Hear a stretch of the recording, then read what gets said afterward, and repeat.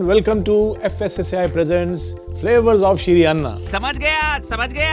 क्या समझ गया? अभी तो मैंने शुरू भी नहीं किया। मेरा नाम राजा क्यों रखा है? क्यों रखा है? क्योंकि हम राजा लोगों के दरबार में खाए जाते हैं। राजा लोगों के दरबार में भी खाए जाते थे। दरअसल राजा महाराजा इसको खाते थे इसके हेल्थ बेनिफिट्स और इसकी न्यूट्रिशनल वैल्यू की वजह से। 18वीं शताब्दी में जो मैसूर के सुल्तान थे हैदर अली खान साहब, ऐसा मेंशन्ड है हिस्ट्री में कि वो रागी की रोटी को पानी के साथ खाते थे। और उसी दौरान यानी कि 18वीं शताब्दी में ही एक सिपाही थे ब्रिटिश हुकूमत के जिनका नाम था जेम्स करी, और इंसिडेंटली इनको हैदर अली खान साहब ने और टीपू सुल्तान ने बंदी भी बना कर रखा था। उन्होंने भी लिखा कि उनको जेल के अंदर रागी की रोटी मिलती थी। तो देखा आपने, एक ही समय पर राजा भी और कैदी भी दोनों इसको खाते थे। अच्छा, तो ये बात है। ये बात है। तो राजा जी, मैं आपको मिलेट्स के बारे में और भी जानकारी देता रहूंगा, लेकिन पहले हम आज की रेसिपी शुरू करते हैं। आप बनाइए, मैं तो चला। आज हम बनाने वाले हैं रागी के चिल्ले। रागी जिसे हम नाचनी भी कहते हैं। इसका फायदा ये है कि इससे जो हम चिल्ला बनाएंगे वो एकदम ग्लूटेन फ्री होगा। तो है ना ये कमाल की चीज।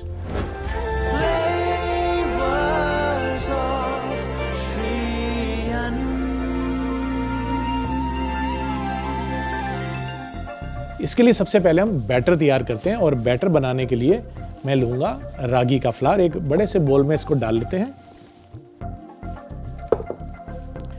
तो यहाँ पर हमने लिया रागी का फ्लावर। अब इसमें हमने ये करना है कि जितना हमने रागी का फ्लावर लिया है, यानी कि नाचनी का आटा लिया है, उसी मात्रा में हम लेंगे बेसन भी। तो ये हम इसमें बेसन भी मिला लेते हैं।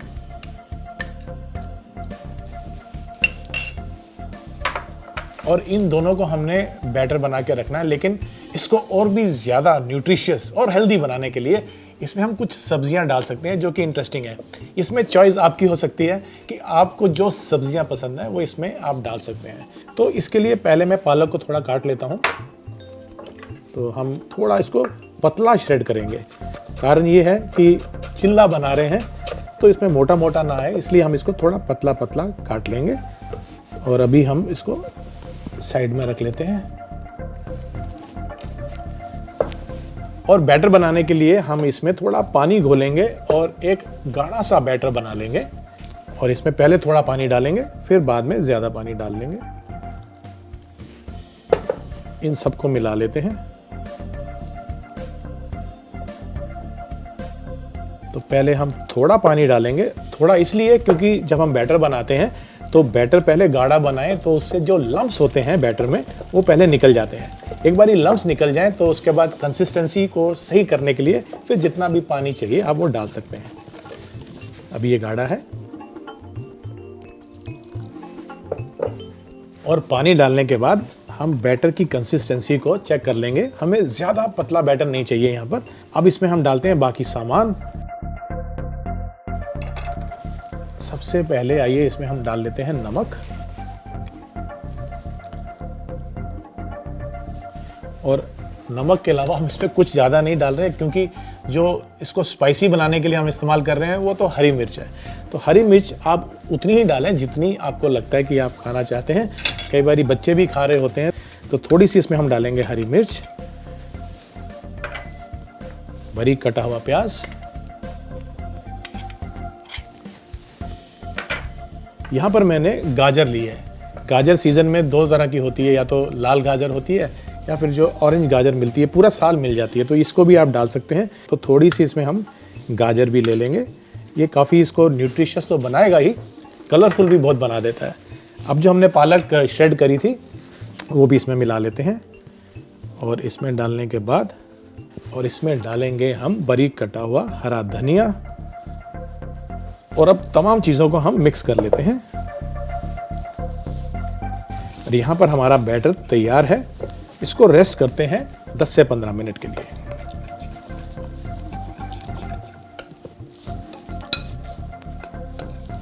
तो सबसे पहले हम पैन गरम कर लेते हैं। तो मैं लेता हूँ एक फ्राई पैन और इसको गरम कर लेते हैं। और इसमें डालूंगा मैं थोड़ा सा ऑयल।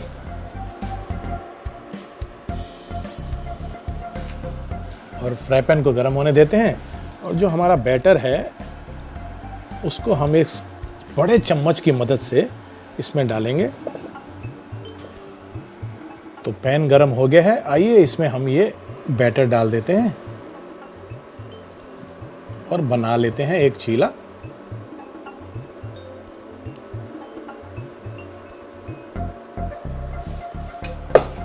चीले को हमने धीमी आंच पर पकाना है, यानी कि जो इसकी हीट है वो हमने मीडियम रखनी है।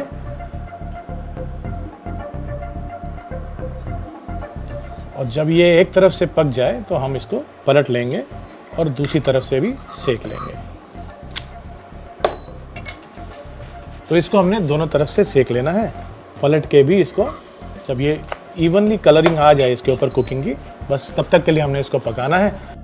तो चीला हमारा तैयार हो चुका है, आइए इसे एक प्लेट में निकाल लेते हैं और साथ ही में एक लाजवाब सी चटनी भी बनाएंगे। तो पहले हम चीला निकाल लेते हैं और इसके लिए जो चटनी हम बना रहे हैं बहुत ही रस्टिक है, यानी जो घर पर ही सामान होता है उसी से आप ये चटनी तैयार कर सकते हैं। करना सिर्फ इतना है कि मेरे पास यहाँ पर टमाटर है और हरी मिर्च और लहसुन है। इनको आप चूल्हे के ऊपर, आग के ऊपर या अवन में रोस्ट कर लें। जब ये रोस्ट हो जाएगा तो ये कुछ इस तरह से हो जाएगा और करना सिर्फ इतना है कि इसको आपने मिक्सी में पीस लेना है। और ये जो टमाटर है इसको हम 1 के 2 हिस्से कर लेंगे, ये भी इसमें डाल लेते हैं और साथ ही में ये लहसुन भी इसमें डाल लेते हैं। इसमें आपने कोई पानी ऐड नहीं करना है।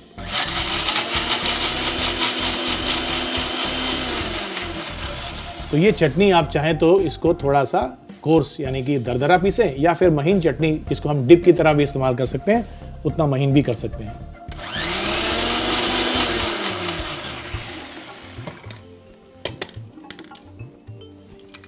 तो चटनी में हम डालेंगे थोड़ा सा नमक और आप चाहें तो इसमें थोड़ी सी लाल मिर्च भी डाल सकते हैं यदि आपको ये कलर इसका रेड चाहिए ज़्यादा। तो ये हमने निकाल ली चटनी और इसको ट्रांसफ़र कर लेते हैं हम एक बोल में।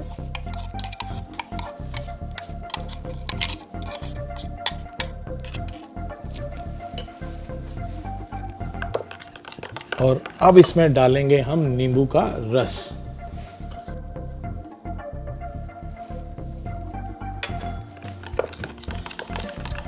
तो ये हमारी चटनी तैयार है, इसको हम यहाँ पर लगाएंगे एक बोल में।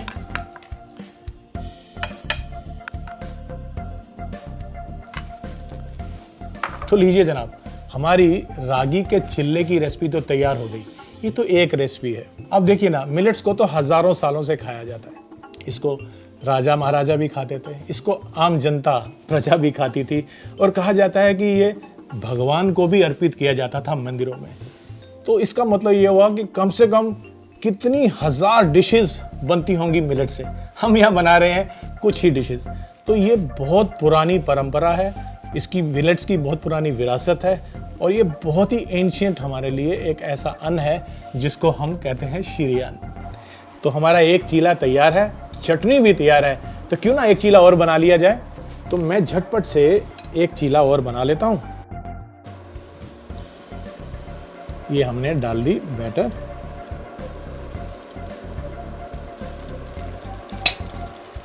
जब ये एक तरफ से पक जाएगा, वैसे ही जैसे हमने पहला चीला बनाया था, इसको भी हम दोनों तरफ से सेक लेंगे।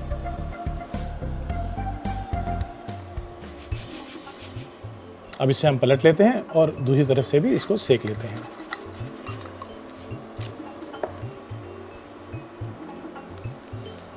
आइए अब इसको निकाल लेते हैं प्लेट में।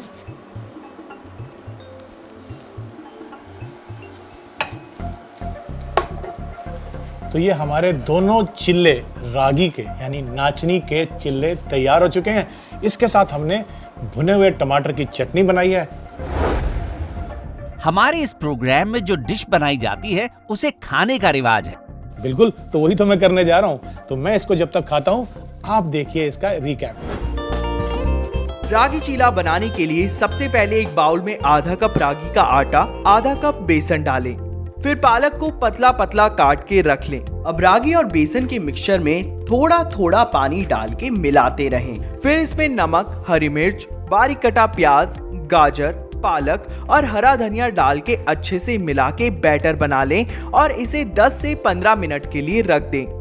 अब एक पैन में थोड़ा सा तेल डालें और बड़े चम्मच की मदद से बैटर को पैन में डालें और चीले को एक तरफ से पकने के बाद इसे पलट लें और दूसरी तरफ से भी अच्छी तरह से पका लें। अब चटनी बनाने के लिए रोस्टेड टमाटर, हरी मिर्च और लहसुन को मिक्सी में डाल के पीस लें। इसमें नमक डाल के इसे एक बाउल में निकाल लें और इसके ऊपर से नींबू का रस डालें। चीले को प्लेट में डालें, टमाटर की चटनी के साथ इसे गर्मा गर्म परोसें।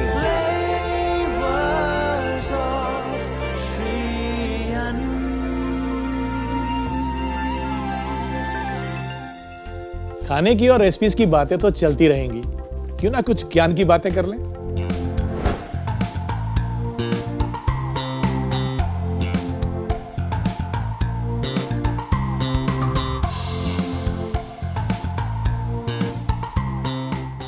चलिए आज आपको हम रागी के हेल्थ बेनिफिट्स के साथ साथ एंशिएंट ट्रेडिशन से इसका कैसा वास्ता रहा है उसके बारे में बताते हैं।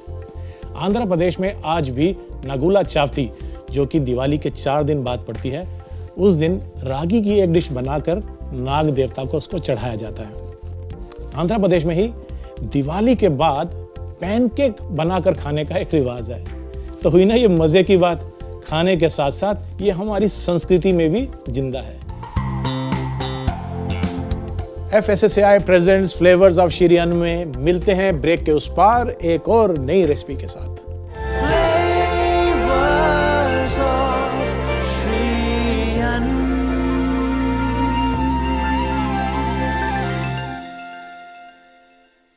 Welcome back to FSSAI presents flavours of Shri अन्न।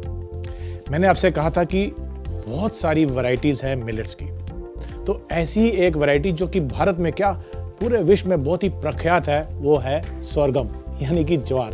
तो आइए आज की रेसिपी हम बनाते हैं सोरगम से। हम बनाएंगे ज्वार का हलवा या सोरगम का हलवा।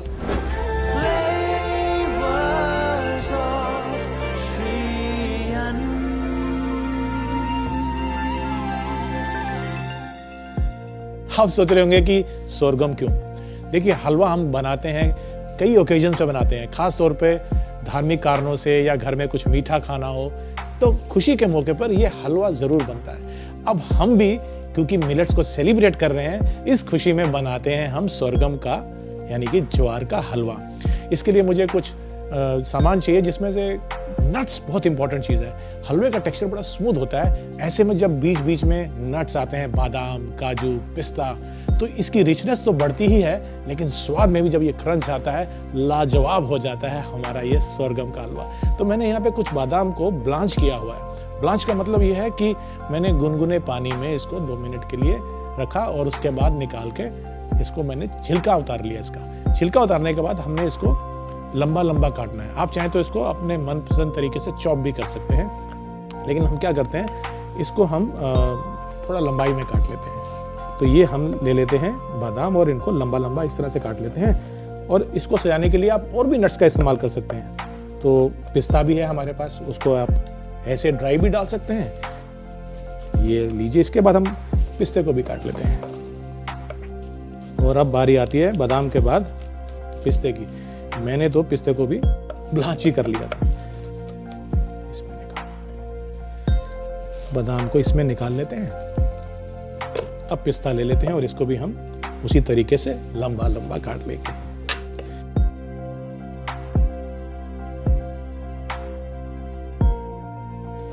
ये हमने पिस्ता भी लंबा काट लिया। तो लीजिए जनाब, पिस्ता तो स्लाइस हो गया। अब इसको एक बोल में निकाल लेते हैं और साइड में रख लेते हैं।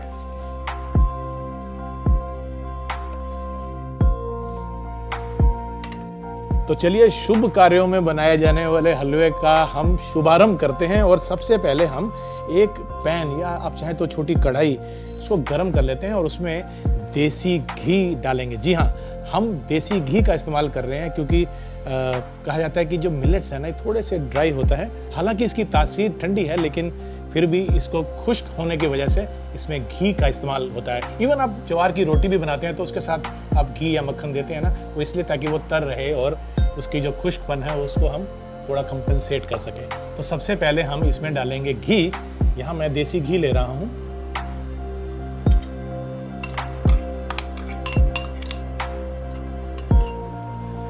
और घी के गर्म होते ही इसमें हम ये ज्वार का जो आटा है ये इसमें मिला देंगे। और जैसे ही हम ज्वार का आटा डालेंगे, थोड़ी देर के लिए तो ये मिक्सर थोड़ा गाढ़ा हो जाता है, लेकिन बाद में ये अपने आप धीरे धीरे थोड़ा लूज हो जाता है जैसे जैसे हम भूनेंगे।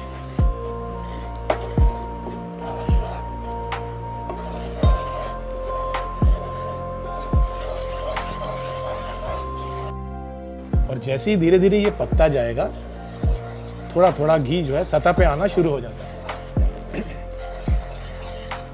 सोरगम या ज्वार का एक और फायदा ये है कि ये इजीली डाइजेस्टिबल है, ये हजम आसानी से हो जाता है।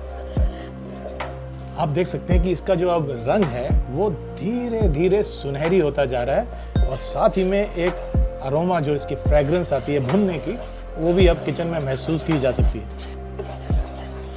लाइट ब्राउन हो गया। इसमें हम इस स्टेज पे थोड़े से नट्स डाल सकते हैं जो साथ साथ भुनते भी रहेंगे। तो इसमें मैं लंबे कटे हुए थोड़े से बादाम डाल रहा हूँ।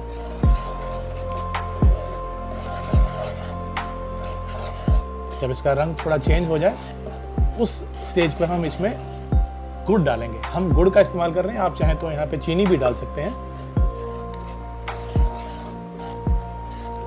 ये हम इसमें गुड़ डाल देंगे जिसको हमने ग्रेट किया हुआ है। धीरे धीरे जो गुड़ है वो पिघलना शुरू हो जाएगा और एक बॉडी मिलने शुरू हो जाएगी हलवे को।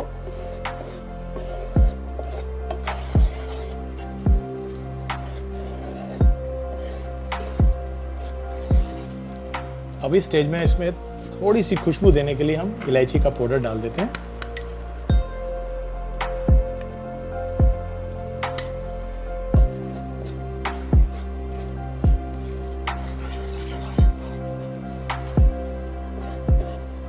इसका इंडिकेशन ये है कि जब घी और भी ज्यादा धीरे धीरे छोड़ने लगे, सतह के ऊपर आने लगे, तो ये भुन चुका है। और खुशबू तो बता ही रही है कि ये भुन गया है।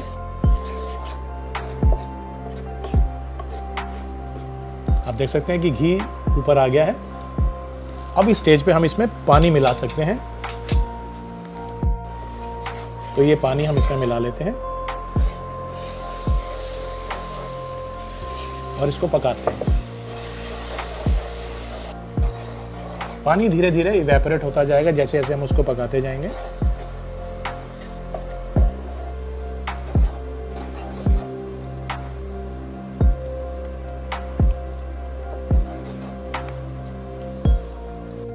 तो लीजिए, हमारा सोरगम हलवा तैयार हो चुका है। अब इसको सर्व करते हैं।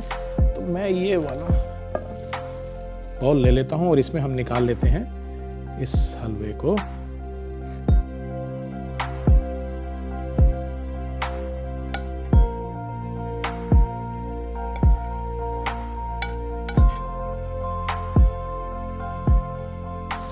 और इसमें डालने के बाद अब बारी आती है इसको और बेहतर सजाने की। तो यहाँ पर मैं ले लेता हूँ थोड़ा सा पिस्ता और इसके ऊपर डाल लेता हूँ। मैं थोड़ा सा डाल रहा हूँ, आप भरपूर भी डाल सकते हैं। बेहतर यही होगा कि इसके अंदर काफ़ी नट्स भी हों, जो कि बहुत अच्छा लगता है जब आप खाते हैं हलवे को। और थोड़े से बादाम से भी मैं इसको सजा देता हूँ। ये लीजिए। तो लीजिए जनाब, हमारा सोरगम यानी कि ज्वार का हलवा तैयार हो चुका है। ये जरूर राजा महाराजाओं की डिश रही होगी। ऑफ कोर्स, राजा भी खाते थे और प्रजा भी खाती थी, और अब मैं खाने जा रहा हूं। जब तक मैं इसको चखता हूं, आप देखिए इसका रिकैप। ज्वार का हलवा बनाने के लिए सबसे पहले बादाम को कुछ देर के लिए गुनगुने पानी में रखकर इसके छिलके उतार लें। अब बादाम और पिस्ता को लंबा लंबा काट लें। फिर एक गरम पैन में आधा कप घी डालें। फिर इसमें आधा कप ज्वार का आटा डालकर अच्छे से मिला लें। अब इसमें बादाम डालकर भूनें और हलवे के सुनहरे होने पर इसमें ग्रेटेड गुड़ डालकर इसे और अच्छे से मिला लें। पकने के बाद इसमें इलायची का पाउडर डालें। अब इसमें आधा गिलास पानी डालें और लगातार चलाएं। ज्वार का हलवा तैयार होने पर एक बाउल में हलवे को निकाल लें और ऊपर से इसमें पिस्ता और बादाम डाल के गर्मा गर्म परोसें।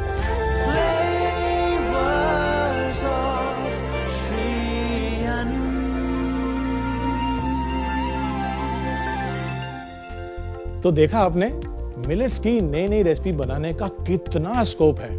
आप भी घर पे मिलेट्स की नई नई रेसिपी को ट्राई करते रहें, एक्सपेरिमेंट करते रहें। ना जाने किस दिन कोई ऐसी रेसिपी बन जाए जिसे राजा और महाराजा खाया करते थे। अगले एपिसोड में मिलेट की एक और रेसिपी के साथ फिर से हाजिर होंगे। तब तक के लिए नमस्कार। मैं आपको बता दूं, आप टेक 2